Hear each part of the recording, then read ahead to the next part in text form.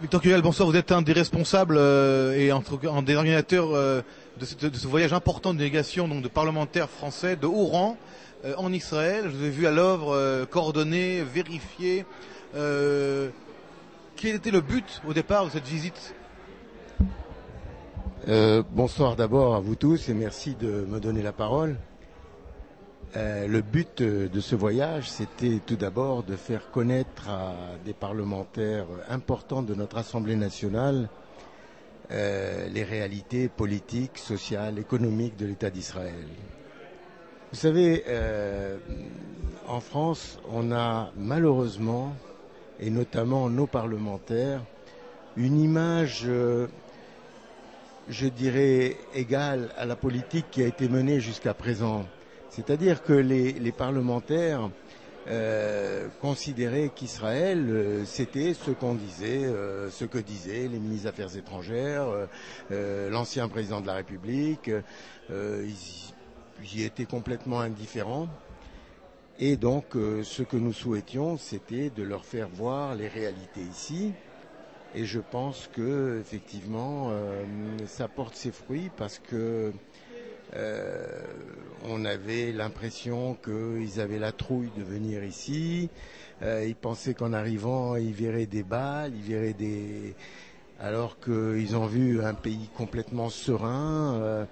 Il y en a même qui m'ont dit mes parents voulaient pas que je vienne parce que ils me disaient c'est un pays en guerre, mais qu'est-ce que tu vas foutre là-bas, etc. Et là, on voit les changements. J'ai vu que vous veniez d'interviewer d'ailleurs mon ami André Vallini. Je pense que les résultats se font sentir tout de suite, puisque vous avez entendu ce qu'il a dit. Lui qui était très pro-palestinien, je dirais presque anti-israélien. Eh bien, vous avez vu le changement complètement radical, puisqu'il se dit maintenant, on a presque l'impression qu'il va demander pardon à Israël. Je trouve ça absolument exceptionnel. Et en plus, je trouve ça admirable de la part de quelqu'un qui pensait ce qu'il pensait et qui dit aujourd'hui je me suis trompé. Et tous sont comme ça parce que tous se rendent compte qu'Israël est un pays pacifique, qu'Israël est un pays en plein développement, qu'Israël est un pays serein, que tout se passe merveilleusement bien ici. Il ne manque qu'une chose, c'est la paix. Je pense pas vraiment qu'il y ait un lobby en France. C'est la raison pour laquelle l'UPJF a été créé, parce qu'effectivement, il n'y avait pas de lobby juif en France. Et donc, nous avons décidé, avec une poignée de copains, de faire le travail. Une poignée de copains qui, aujourd'hui, arrivent à des résultats politiques de premier rang. Vous savez, on y a mis le prix, on y a mis le temps, on y a mis la santé. Je vais vous dire, nous sommes pratiquement tous des chefs d'entreprise, des industriels, des professions libérales. On donne un temps... Qu'est-ce qui vous pousse, Victor Curiel, vous-même? Qu'est-ce qui vous pousse? Quel est ce drive qui vous fait agir et devenir comme ça un militant, je dirais presque un sioniste pur et dur? D'abord, c'est mon éducation, déjà. Mon éducation de juif. C'est l'histoire du peuple juif qui me pousse. C'est sa culture, c'est beaucoup de choses d'une part, mais il va de soi que j'aime Israël comme un Breton aime sa Bretagne. Je veux dire, je n'ai pas honte de dire que je suis pro-israélien, que je travaille pour améliorer l'image d'Israël, tout ça. Quelles sont les prochaines étapes de l'UPJF par rapport à ce renforcement d'Israël dans l'amélioration de l'image d'Israël en France? Alors, si vous voulez, on a déjà fait il y a quelques mois un voyage avec des journalistes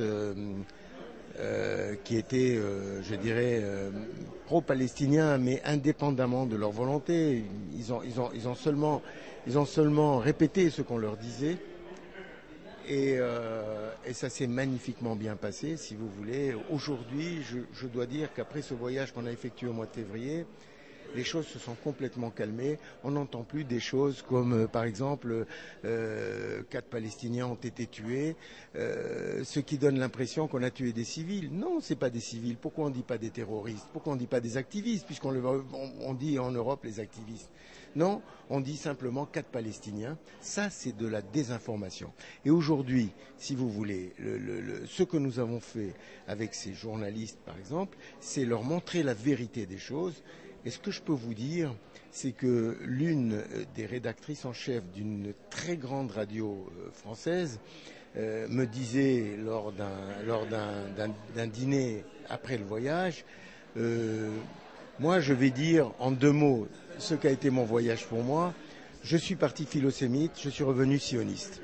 Ça prouve qu'effectivement, les gens ne connaissent pas Israël, ils ne connaissent Israël qu'au travers de ce qu'on veut bien leur montrer dans les images et dans les médias, et qu'à peine ils arrivent ici, eh bien, ils changent complètement d'avis, ils se rendent compte qu'on a affaire à un pays complètement démocratique d'abord. Deuxièmement, un pays en pleine activité. On a une croissance absolument exceptionnelle dans ce pays-là. Il y en a peu des pays qui ont une croissance comme ça. On a un PIB fantastique, de l'ordre de 18 à 20 000 dollars. Je veux dire que c'est quand même des choses qui comptent, qu'on fait. Optimiste pour l'avenir, Curiel? Écoutez, on espère toujours parce que Israël mérite de vivre.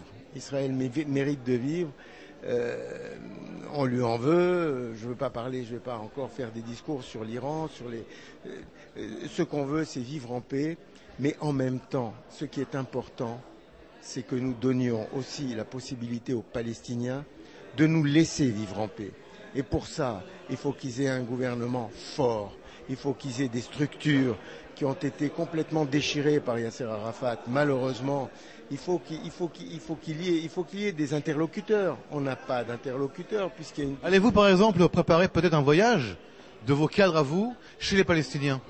On souhaiterait, on est en train de prendre quelques contacts avec les Palestiniens justement pour aller les visiter parce que ce sont des gens qui sont aussi tout aussi intelligents, qui ont fait des progrès. Moi, je considère que les Palestiniens sont peut-être les Arabes les plus intelligents et les plus forts aujourd'hui.